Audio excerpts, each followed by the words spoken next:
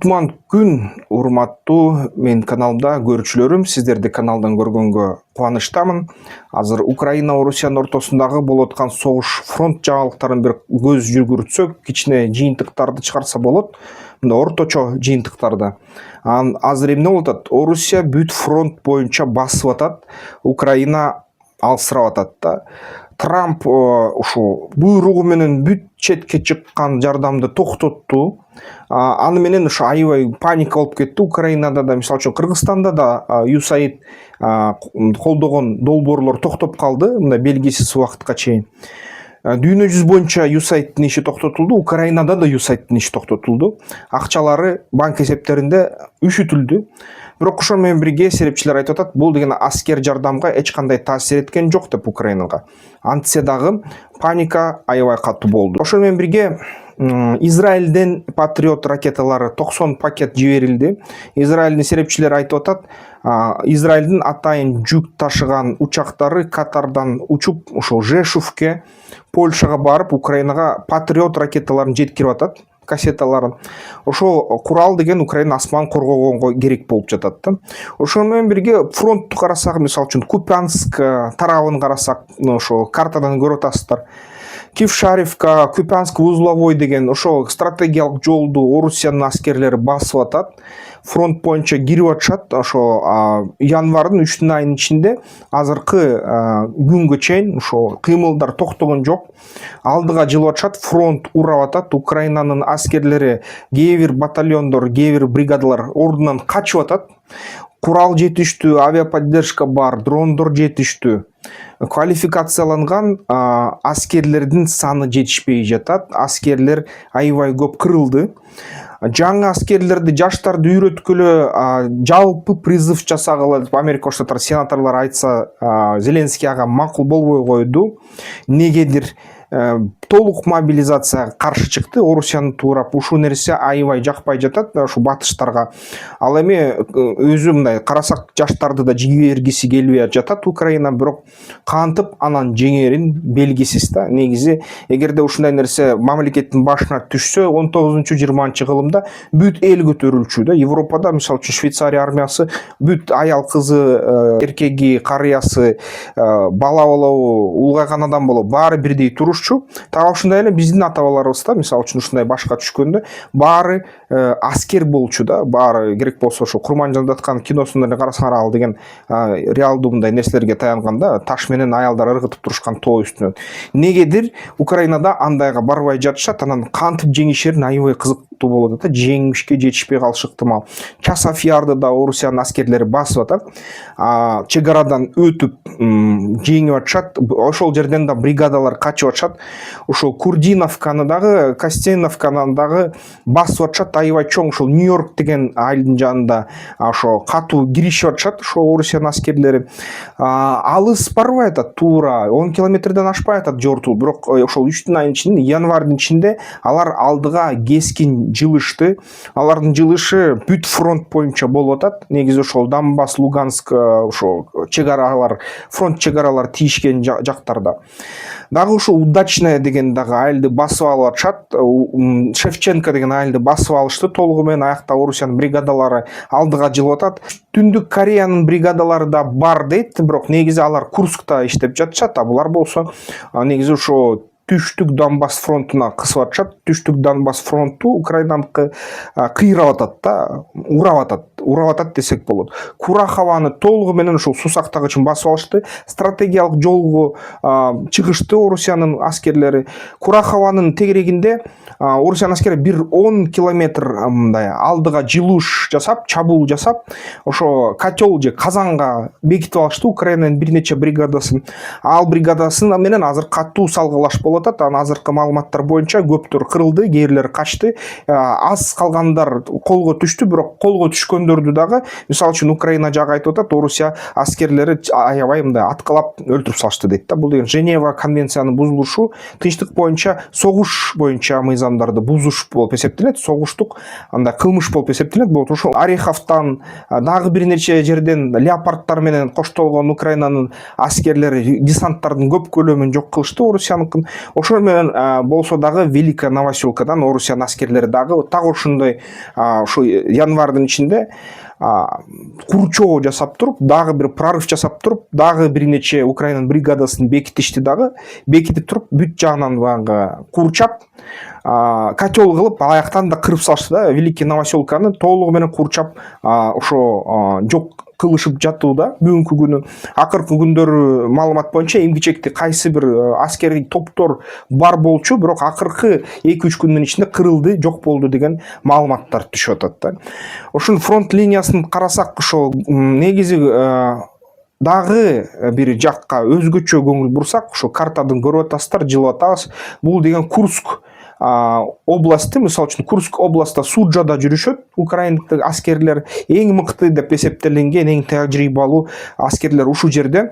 Ушул жерден Түндүк Кореянын отряддары, топтору аябай катуу киришүүдө дейт фронтко. Жана ошол жерден бир нече километрге, ошо 5-6 километрге дейт, 10 километрге чейин ошо аралаш баягы десантниктер, призывниктер жана ошо Түндүк Кореянын аскерлери акырындап ошо 10 километр Суджага жакындашты дейт. Украинанын аскерлерин ушул жерден азайтышты дейт. Бирок Украина аскерлери дагы эле Суджада отурушат, дагы эле Курск областында ар бир контратаканын мизин кайтарып отурушат. Ошол менен бирге болсо дагы аябай да кырылып атышат да.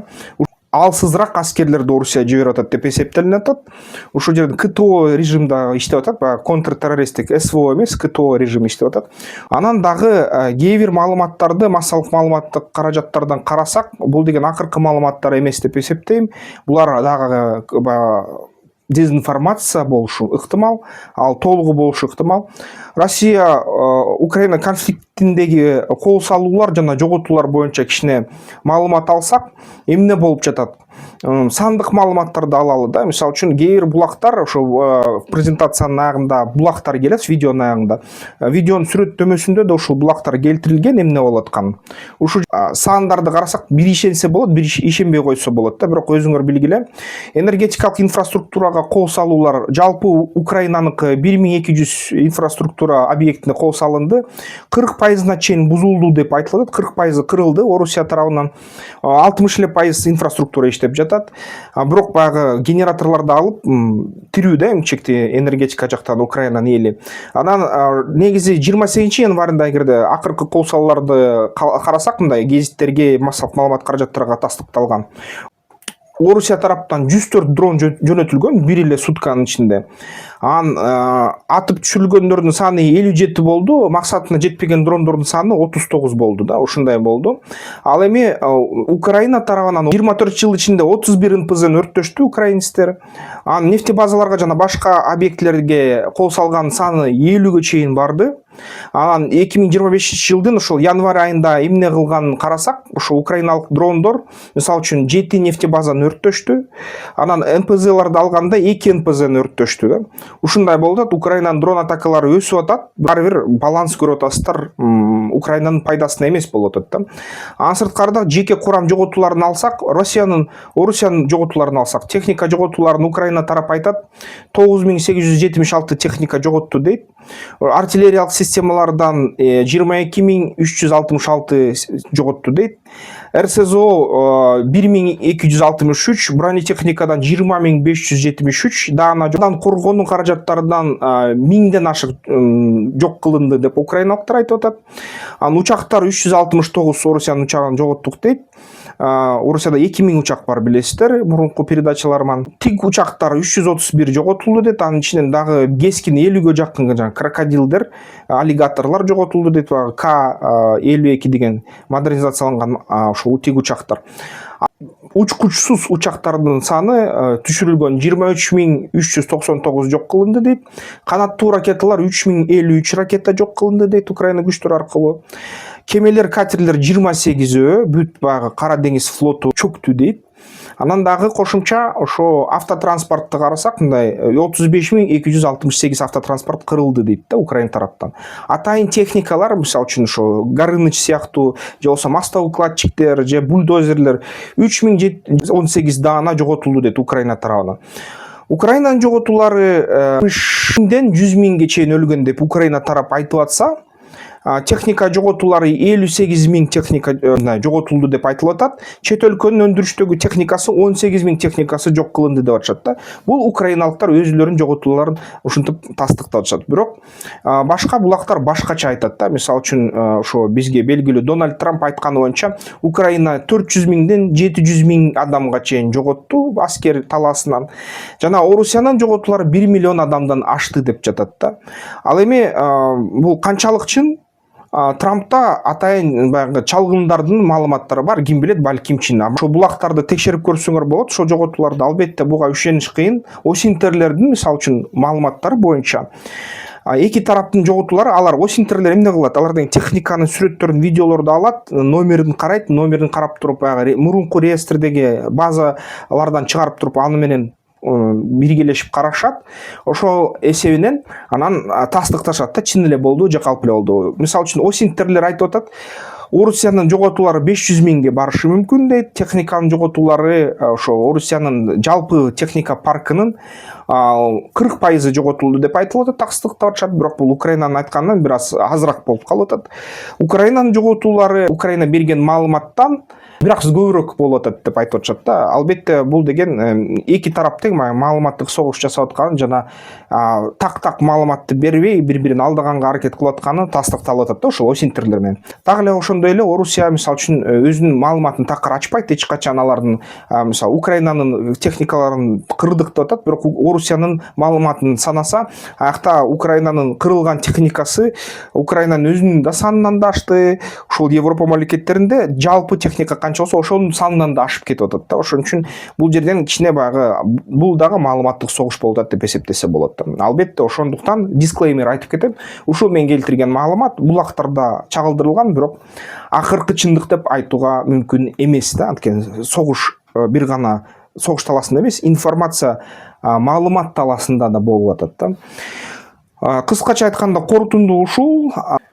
Бирок ошол согуш токтогонго да кандайдыр бир кошумча ушундай шарттар көрүнө баштады. Мисалы үчүн кээ бир серепчилер, телеграм каналдар айтып жатышат, Орусияныкы негедир офицерлер жана уулуу мындай команда кылуучу бөлүктөр, адамдар ошо Орусияда документтерди жыйнагыла, бүт документтерди иретке келтиргиле, отчетторду жасагыла, ошо ревизияларды өткөргүлө деп күчкө салып ушундай кысым жасап атыптыр. Башка майда кичүү ранг менен болгон офицерлерге. Офицерлер жанталашып кагаздарды жазып атышат, бүт желдеттерге келип, тирүү аскерлерге кол койдуруп атышат көп кагаздарга.